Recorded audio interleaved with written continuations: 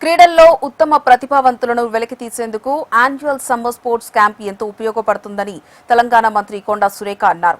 Warangal indoor స్టేడియంలో annual summer sports camp 2026 ను జిల్లా కలెక్టర్ సత్యశారదాదేవితో కలిసి మంత్రి ప్రారంభించారు. తెలంగాణ వ్యాప్తంగా సమ్మర్ క్యాంపులను మొదలుపెట్టామని తెలిపారు. గ్రామీణ ప్రాంతాల్లో ఉన్న క్రీడాకారులను ప్రోత్సహించేందుకు ప్రభుత్వం కృషి చేస్తోందని తెలిపారు. ఈ అవకాశాన్ని క్రీడాకారులు సద్వినియోగం చేసుకోవాలని కొండా సురేఖ సూచించారు. రాష్ట్ర వ్యాప్తంగా కూడా సమ్మర్ సందర్భంలో పిల్లలకు ఆటల పోటీలు నిర్వహించేటువంటి కార్యక్రమాన్ని ప్రభుత్వం చేపట్టడం జరిగింది. గత ఎండాకాలంలో సీఎం కప్ పోటీలు జరిగింది.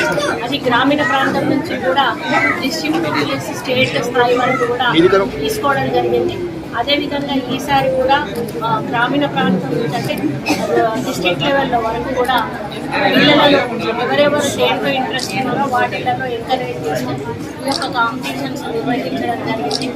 దాంట్లో భాగంగానే ఈరోజు మా చేతుల కార్యక్రమాన్ని నడిపించడం చాలా హ్యాపీగా ఉంది. కాబట్టి ఇంకా ఇప్పుడే స్టార్ట్ అయిన అప్పుడే రాబోయే రోజుల్లో అవసరాలను గురించి స్పోర్ట్స్ని ఎంకరేజ్ చేస్తూ ఇంకా స్టేడియంస్ కూడా నిర్మాణం చిన్నవి కానీ పెద్ద స్టేడియంస్ నిర్మించి క్రీడాకారులను ప్రోత్సహించాలంటే మా యొక్క లక్ష్యం. దాంట్లో తప్పకుండా ముందు ఉంటాము. మన వరంగల్ని ముందు నిలబెట్టాలి.